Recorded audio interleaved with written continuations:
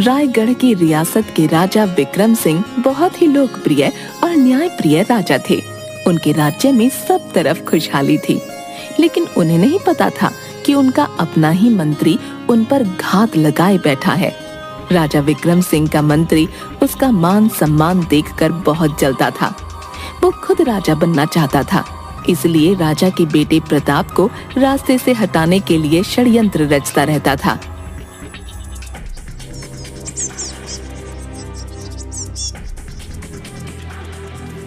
राजा ने बूढ़े व्यक्ति को चोरी के लिए दंड दिया। बोलो, तुम अपना अपराध कबूल करते हो? जी महाराज, पर मैं मजबूर था। चोरी नहीं करता तो क्या करता। अपराध अपराध होता है। तुम्हारा दंड यह है कि अब से इस राज्य का कोई भी व्यक्ति तुम्हारी किसी प्रकार की सहायता नहीं करेगा। अगले दिन राज्य के एक चौराहे पर बहुत गर्मी है, प्यास लग रही है, अब तो चला नहीं जाता। वो पेड़ के नीचे खड़ा हुआ तो चक्कर खाकर बेहोश होकर गिर गया। तभी वहां राजकुमार प्रताप आ गया। बाबा, बाबा, उठो बाबा। पानी, पानी। प्रताप पास के कुएं से पानी लाया। लो बाबा, पानी पी लो। कहाँ जाना है आपको? तुम रहने दो बेटा, कोई देख ना ले। जल्दी से यहाँ से चले जाओ, नहीं तो तुम भी दंडित कर दिए जाओगे। छोड़िए दंड को, चलिए मैं आपको घर पहुंचा दूं। प्रताप उसे अपने घोड़े पर बैठा कर ले गया। राज दरबार में राजकुमार प्रताप राजा विक्रम के सामने खड़े हैं। तुमने मेरी आज्ञा का उल्लंघन क्यों किया? क्योंकि ये मानवता के विरुद्ध है। क्षमा राजन, हमारी न्याय संहिता के अनुसार राजा अपनी प्रजा के लिए ईश्वर समान है और उसकी आज्ञा सर्वोपरि है। जो भी व्यक्ति राजा की आज्ञा का पालन नहीं करता या उसका उल्लंघन करता है, वो दंड का पात्र है। मैं दंडित होने के लिए तैयार हूं। तुम अपनी गलती स्वीकार कर लो तो कोई तुम्हें दंड नहीं देगा। पर राजन। मंत्री जी, यदि मैंने दंड के भय से गलती मान लिया तो कोई भी व्यक्ति कभी भी किसी दीन दुखी की सहायता नहीं करेगा। तुम राजकुमार हो, मेरे पुत्र हो। यदि तुम दंड के भागी बने तो महारानी का क्या होगा? सभा के बाहर खड़ी प्रजा। अरे ये राजकुमार है, इसे कोई दंड नहीं मिलेगा। सच बात है, राजा अपने बेटे को बचाने के लिए न्याय की अवहेलना करके कोई ना कोई उपाय निकाल ही लेगा। देखना भैया, भाई वह राजा है, कुछ भी कर सकता भैया। यदि किसी साधारण व्यक्ति ने राजा की आज्ञा का उल्लंघन किया होता ना, अब तक तो उसे सूली पे लटका देते, सूली पे। हाँ, देखना यह है कि राजा कैसे अपने बेटे को बचाता है। चुप रहो तुम लोग।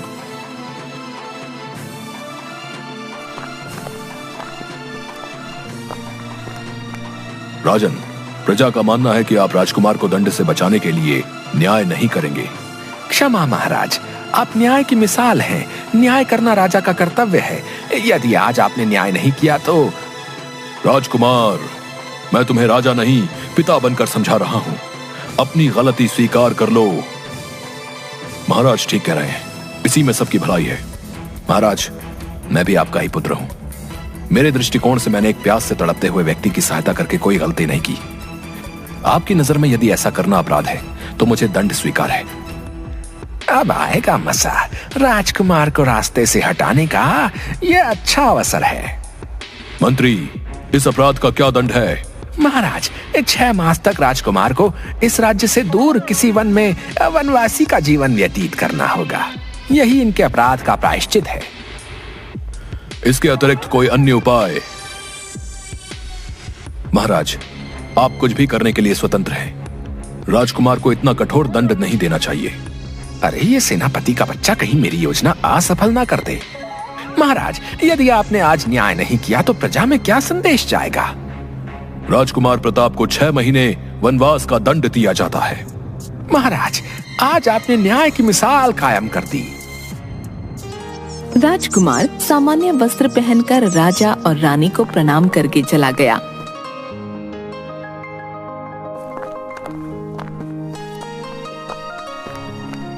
वह जंगल में एक झोपड़ी बनाकर लकड़हारा बनकर रहने लगा। आज पता नहीं लकड़ी लेने कितनी दूर जाना पड़ेगा। वो आगे आगे चलता रहा। उसे एक तालाब दिखाई दिया। उसने हाथ मुंह धोए तो पीछे से आवाज आई, ए तुम कौन हो, यहाँ क्यों आए? मैं यहाँ पानी पीने आ गया था। अच्छा, चलो अब जल्दी से यहाँ से चले जाओ, हमारी राजकुमारी आने वाली है। ठीक है, मैं चला जाता हूँ। सुनो, दाईं ओर से निकल जाओ। प्रताप दाईं ओर से चलने के लिए मुड़ा कि उसे एक राजकुमारी और 2 दासियां दिखाई दी। हे प्रभु, ये क्या अनर्थ हो गया? इस भिखारी की नजर राजकुमारी पर पड़ गई। वो चिल्लाते हुए भाग गई। अनर्थ हो गया राजा जी, अनर्थ हो गया। राजकुमारी, आप तो बाईं ओर से आने वाली थी, फिर दाईं ओर से क्यों आई? मैं तो बस थोड़ा टहल रही थी, अब क्या होगा पता नहीं। अरे पहले इस भिखारी को गायब करो, भगाओ इसे यहाँ से। ए तुम भागो यहाँ से, आज तुम्हारी वजह से अनर्थ हो गया। राजकुमारी, पता नहीं महल में क्या कोहराम मचा होगा। महाराज, महाराज अनर्थ हो गया, अनर्थ हो गया, महाराज अनर्थ हो गया। अरे क्या हो गया जो तुम इतनी जोर जोर से चिल्ला रही हो? देखती नहीं महाराज ज्योतिषी बाबा के साथ चर्चा में व्यस्त हैं। महाराज, महाराज। क्या हुआ? तुम यहाँ क्या कर रही हो? तुम्हें तो इस समय राजकुमारी के साथ वन में होना चाहिए था। महाराज, मैं उन्हीं के साथ थी, वहीं की खबर लाई हूँ। महाराज, जब राजकुमारी तालाब के पास जा रही थी, वहाँ एक भिखारी आ गया और उसकी नजर राजकुमारी पर पड़ गई। ये क्या कह रही हो? जी महाराज, यह एकदम सत्य है। बाबा, अब क्या करें? कोई उपाय बताइए। महाराज, मैंने आपसे पहले ही कहा था कि इन 15 दिनों में जिस पुरुष की दृष्टि राजकुमारी पर पड़ेगी वही उनका जीवन साथी बनना चाहिए, नहीं तो उनका जीवन कठिनाइयों से भर जाएगा। महाराज, वो तो कोई भिखारी था जो भटकता हुआ वहाँ आ गया। तभी राजकुमारी और दोनों दासियां भी आ गईं। क्षमा महाराज, वो भिखारी नहीं, वनवासी लकड़हारा है। महाराज, मैंने सब बंदोबस्त कर दिया था, मैं नहीं जानती थी कि ये टहलते हुए बाईं ओर की जगह दाईं ओर से आ जाएंगी। पिताजी, क्षमा कर दीजिए। ज्योतिषी बाबा, कुछ तो उपाय होगा, मेरी पुत्री के जीवन का प्रश्न है। महाराज, मैंने आपको सब स्पष्ट बता दिया है। या तो राजकुमारी उस व्यक्ति से विवाह कर ले, और यदि नहीं करना चाहती तो आजीवन कुंवारी रहे। परंतु अब यदि इन्होंने किसी और व्यक्ति से विवाह किया तो इनके प्राणों पर संकट आ सकता है। निर्णय आपको करना है। पुत्री, अब निर्णय तुम्हें करना है। राजकुमारी जी, आजीवन कुंवारा रहना अधिक खतरनाक है। महाराज, एक उपाय और है। मेरी मानिए तो विवाह के बाद उस लकड़हारे को घर जमाई बना लीजिए। जी बाबा, ये ठीक रहेगा। उस लकड़हारे को लेकर आओ। सैनिक उस लकड़हारे को दरबार में लेकर आते हैं। हम अपनी पुत्री का विवाह तुमसे करना चाहते हैं, क्या तुम तैयार हो? यदि मैं तैयार ना हुआ तो क्या आप मुझे यहाँ से जाने देंगे? नहीं, यदि तुम नहीं मानोगे तो मैं जबरदस्ती तुम्हारा विवाह राजकुमारी से करवा दूंगा। महाराज, मुझे भविष्यवाणी वाली बात पता चल गई है। मैं विवाह से इनकार नहीं कर सकता, किंतु मेरी एक शर्त है। बोलो, कैसी शर्त? मैं विवाह के बाद भी वन में ही रहूंगा, यहाँ राजमहल में नहीं। ये नहीं हो सकता। तुम सोचो, मेरी पुत्री वहां कैसे रहेगी? वो मैं नहीं जानता। मुझे आपके राजमहल से अधिक अपना आत्मसम्मान प्यारा है। ठीक है। पिताजी, ये आपने क्या कर दिया? पुत्री, मैंने बहुत सोच समझकर यह फैसला किया है। यदि तुम्हारा विवाह नहीं हुआ तो मेरी मृत्यु के बाद तुम ये सब कैसे संभालोगी? मैं अपनी इकलौती पुत्री को किसी लकड़हारे को नहीं दूंगी। महारानी, तो इसे कुछ सिखाओ ताकि ये उस लकड़हारे को विवाह के बाद मनाकर यहाँ ले आए। बड़ी धूमधाम से प्रताप और राजकुमारी का विवाह हो गया। ये लड़का ना दिखने में लकड़हारा लगता है और ना बातों से। हाँ, आप ठीक कह रहे हो। काश ये कोई राजकुमार होता।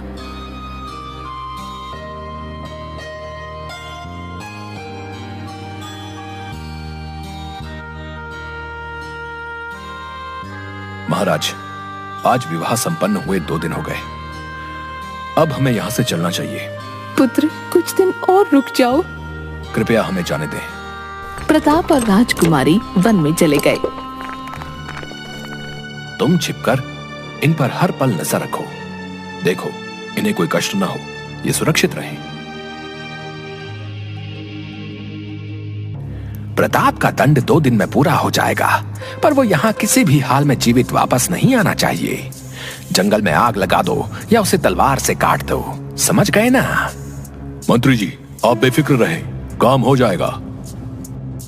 उधर जंगल में राजकुमारी, हे ईश्वर, इस जन्म में मुझे किस अपराध का दंड मिल रहा है?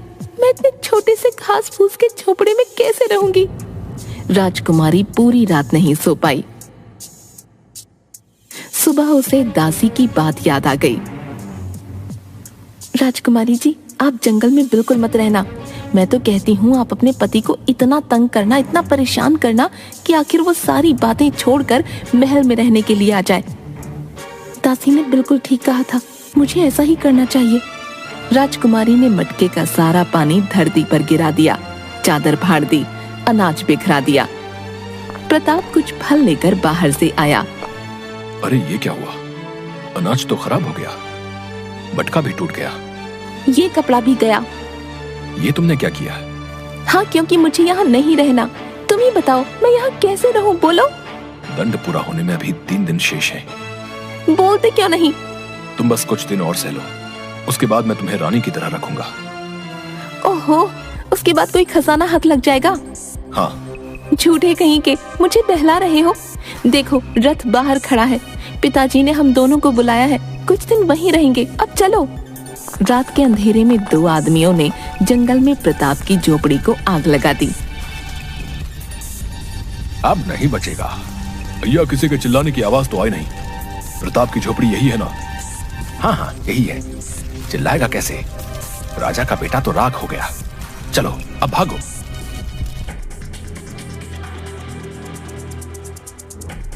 अब चलो यहाँ से, या यहीं अपने पिता के महल में रहने का विचार है? थोड़े दिन और रुक जाते हैं ना? नहीं, हमें आज ही यहाँ से किसी भी हाल में जाना होगा। मैं उस जंगल में नहीं रहूंगी। चलो तो। ये सारथी कहाँ चला गया? अब रथ कौन चलाएगा? मैं चलाऊंगा रथ। रथ नगर की सड़कों से होता हुआ अनजान रास्ते की ओर बढ़ गया। अरे ये जंगल का मार्ग तो नहीं है। अब हमें जंगल में जाने की कोई आवश्यकता नहीं है। तो हम कहाँ जा रहे हैं? कहीं तुम जानबूझकर मुझे कष्ट देने के लिए मेरे माता पिता से दूर लेकर तो नहीं जा रहे? हाँ? नहीं, मैं तुम्हें अपने माता पिता के पास लेकर जा रहा हूँ। है? कौन है वो? कहाँ रहते हैं? क्या करते हैं? अरे इतने सारे प्रश्न एक साथ। तभी रथ राजमहल की ओर बढ़ता है। राजकुमार प्रताप पधार रहे हैं। राजा और रानी भाग कर आते हैं और उसके गले लग जाते हैं। अरे ये तुम्हारे साथ सुंदर सी लड़की कौन है? ये राजा विश्वा की पुत्री, मेरी पत्नी और आपकी बहू है। रानी आरती उतारकर दोनों को महल में ले जाती है। तभी राजा विश्वा रस्सियों से बंधे हुए 2 आदमियों के साथ आ गया।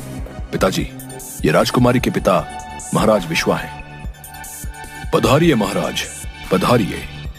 प्रताप, मुझे सब पता चल गया है। महाराज पहले आप अपने मंत्री को बुलाइए। इन 2 व्यक्तियों ने कल रात जंगल में राजकुमार प्रताप की झोपड़ी में आग लगा दी थी। चलो तुम दोनों सच सच बताओ, ऐसा क्यों किया? वरना महाराज, हमें मंत्री जी ने ऐसा करने के लिए कहा था। वो नहीं चाहते थे कि राजकुमार प्रताप जीवित वापस आए। वो आपसे ईर्ष्या करते हैं। वो नहीं चाहते कि राजकुमार प्रताप राजा बने। सेनापति, मंत्री और इन दोनों को तुरंत कारावास में डलवा दो। मुझे क्षमा कर दो मेरे पुत्र। तुम सच में बहादुर, निडर और एक अच्छे राजा बनने योग्य हो। मुझे तुम पर गर्व है और हमें अपने जमाई राजा पर मान है। क्यों बेटी, अब तो खुश होना। और उसके बाद राजकुमार प्रताप और राजकुमारी महल में खुशी खुशी रहने लगते हैं।